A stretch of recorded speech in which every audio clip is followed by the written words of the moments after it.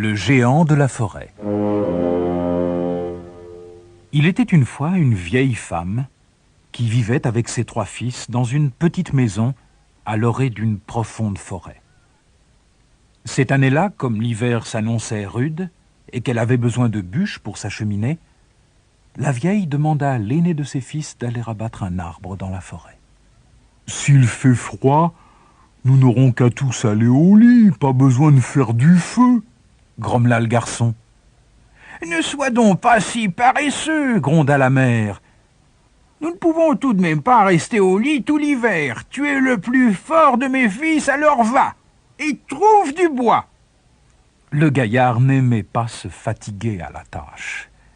Il finit pourtant par accepter et se mit en route pour la forêt, emportant avec lui la hache la plus légère qu'il ait pu trouver.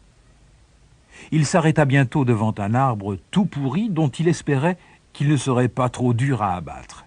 Et il leva sa hache pour cogner. Mais à peine eut-il fait une première entaille qu'il sentit un coup bizarre sur son épaule. Il se retourna. Devant lui se tenait l'être le plus affreux, le plus répugnant, le plus effrayant qu'on puisse imaginer. Un seul œil, rouge et luisant, était placé juste au milieu de son front, et son nez était noueux et biscornu comme la racine d'un vieux chêne. « Hé, toi, Superman !»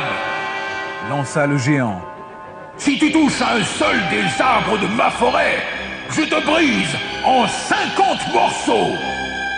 À ces mots, le garçon jeta sa hache, prit ses jambes à son cou et s'en fut raconter son horrible rencontre.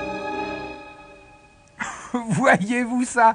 Un vieux géant idiot lui fait peur !» ricana son cadet. « Eh bien moi, j'irai à ta place !»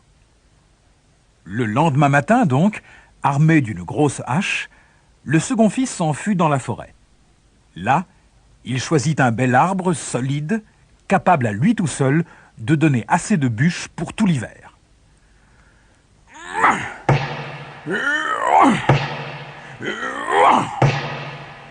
Le bruit de la hache retentissait jusque dans les profondeurs de la forêt. Alors, le géant apparut pour la 2e fois. « Hé, toi, le costaud! Lève cette hache encore une seule fois et je te brise en 100 morceaux !» Ne croyez pas que je sois effrayé par un vieux bonhomme comme vous, bredouilla le garçon. Non, vous ne me faites pas peur, et j'abattrai cet arbre que vous vouliez ou non. Nous allons voir ça, tonna le géant. Et d'une de ses grosses mains, il arracha une énorme branche de l'arbre, la coinça entre ses genoux et la réduisit en un tas de brindilles. Devant la terrible force du monstre, le courage du second fils disparut complètement, et tel son frère, il s'enfuit à toutes jambes. Il tremblait encore de la tête aux pieds quand il franchit la porte de sa maison. « Eh bien, où est le bois ?» questionna son aîné d'un air goguenard. « Tu avais raison, moi aussi, je l'ai rencontré, l'horrible géant.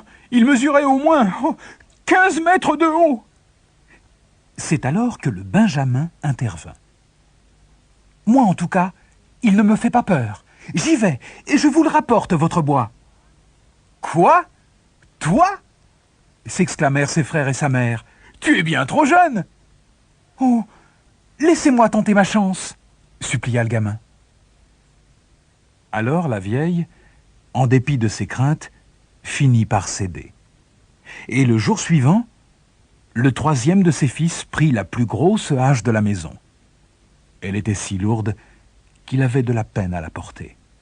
Puis, il glissa dans son sac un énorme morceau de fromage. Ses frères éclatèrent de rire. « Qu'est-ce que tu vas en faire? Tu vas pique-niquer avec ton ami le géant ?» Le petit s'en fut sans rien dire. Il cherchait un arbre gigantesque et finit par trouver le plus énorme qu'on puisse imaginer. Il était si haut qu'on ne voyait même pas son sommet. Il fit un effort violent pour soulever sa lourde hache. Il frappa un grand coup. Et une fois encore, le bruit attira le géant. « Oh non !» cria-t-il. « Encore un! Et un enfant en plus !» Tu me défies, toi aussi. Eh bien, si tu abats cet arbre, je te brise en 1000 morceaux. Le garçon le regarda droit dans l'œil et répliqua sans frémir. Essayez donc, et je vous écrase, comme j'écrase cette pierre. Disant cela, il sortit la motte de fromage de son sac et la pressa violemment entre ses petites mains.